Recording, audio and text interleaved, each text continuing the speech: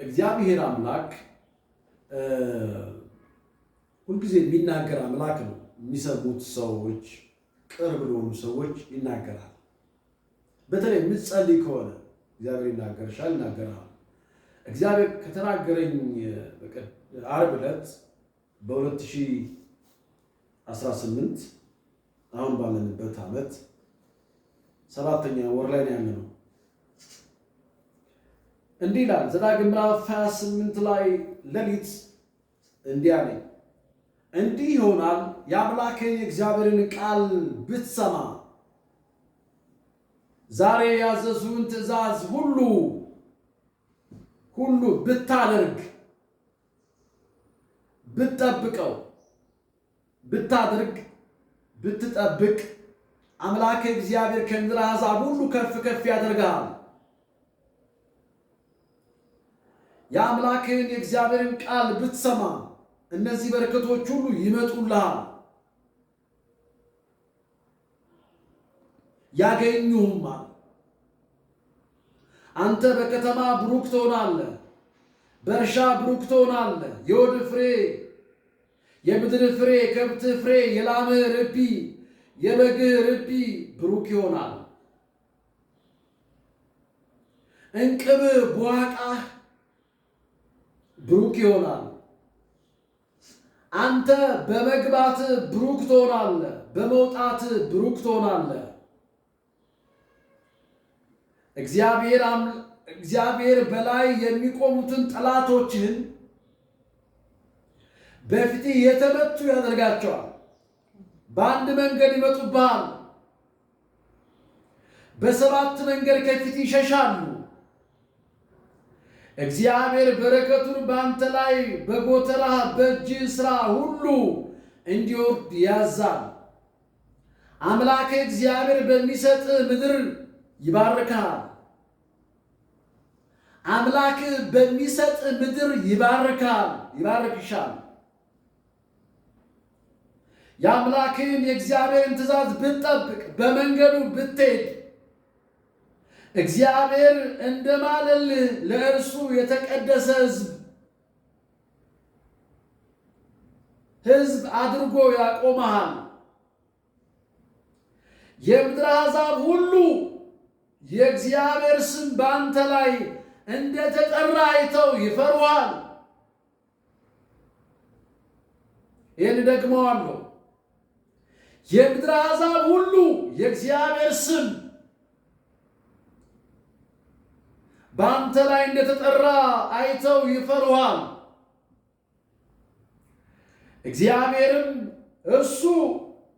እግዚአብሔርም እርሷን ይሰጥህ ዘንድ ለአባቶች በማለላቸው ምድር ላይ በሆድ ፍሬ፣ በከብት ፍሬ፣ በእርሻ ፍሬ እግዚአብሔር በጎነቱን በላይ ያዛል።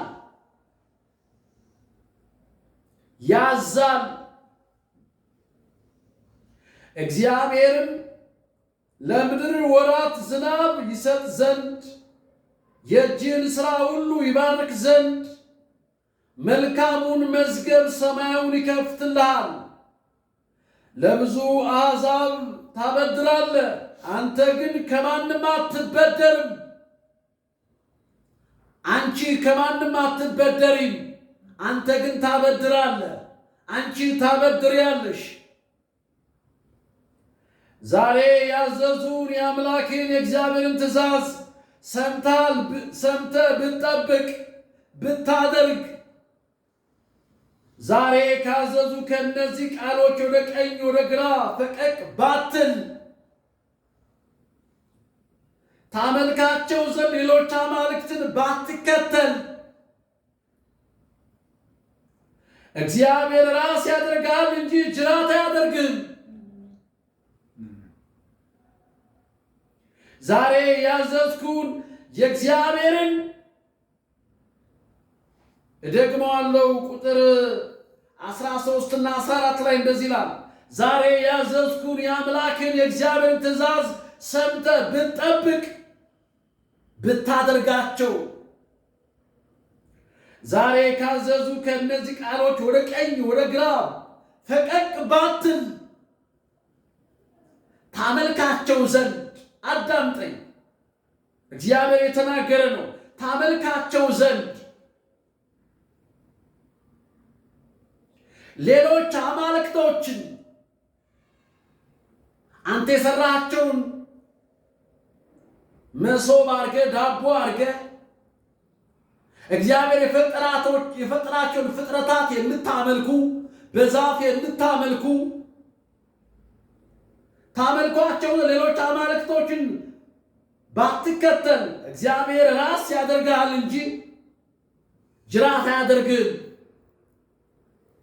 ጭራ አትሆንም ነው። የሁሉ የበታች አትሆንም። ለማኝ አትሆንም። ስደተኛ አትሆንም። ተፈናቃይ አትሆንም። አንተ የበላይ ነው የምትሆነው። አንተ አሸናፊ ነው የምትሆነው።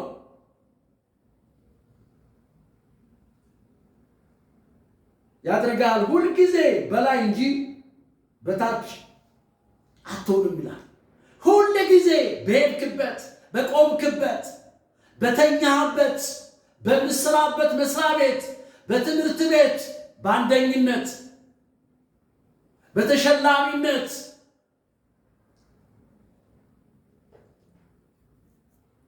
በሁሉ ቦታ እግዚአብሔር ራስ እንጂ ጅራት አያደርግሽም።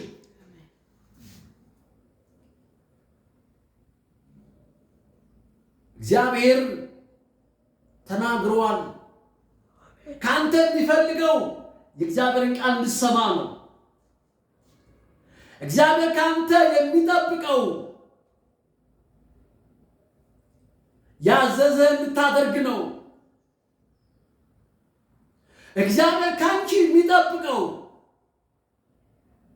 የሰማውን ቃል በልብህ ውስጥ በልብህ ጽላት እንዲጻፍ ሕጌን በልቦናችሁ አኖራለሁ፣ እኔ አምላክ ሆናችኋለሁ፣ እናንተ ሕዝቤ ትሆኑኛላችሁ፣ እኔ አምላክ ሆናችኋለሁ አለ እግዚአብሔር። ዋው! ስለዚህ በዚህ ቃል ከሄድን ኢትዮጵያ ወጣቶች፣ በመላው ዓለም ያላችሁ ይህን ቋንቋ የምትሰሙ ሁሉ እንደ ቃሉ እግዚአብሔር ይባርከናል። ለማኝ አንሆንም፣ ተቀባይ አንሆንም፣ ሰጪ ነው የምንሆነው። ተበዳሪ አንሆንም፣ አበዳሪ ነው የምንሆነው። ዓለም ከኢትዮጵያ ይበደራል። ዓለም ከወንጌላውያን አብያተ ክርስቲያናት ይበደራል። ዓለም ከዱናዩ ዓለም አቀፍ ክርስቲያን ይበደራል። አበዳሪ እንጂ ተበዳሪ አንሆንም። ብቻ አንተ የአምላክን የእግዚአብሔርን ቃል ስማ፣ ጆሮን አዘንብልና አዳምጠው።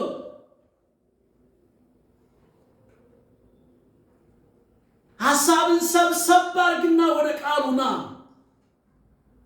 የእግዚአብሔር ቃል ሁለት አፍ ካለው ስለታም ሰይፍ ይበልጣል፣ መንፈስን፣ ጅማትን፣ ቅልጥምን፣ የውስጥን ሐሳብና ስሜት ይመረምራል። አንቺ ወደ ቃሉ ነይ እንጂ፣ አንተ ወደ ቃሉ ና እንጂ። እግዚአብሔር የፈጠራቸውን ፍጥረታቶች አታምልክ።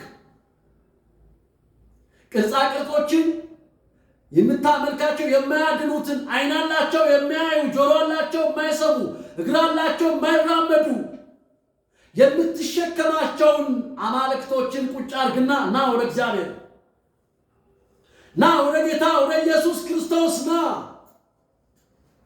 ኢየሱስ ጌታ እንደሆነ በአፍህ ብትመሰክር ነው የሚለው።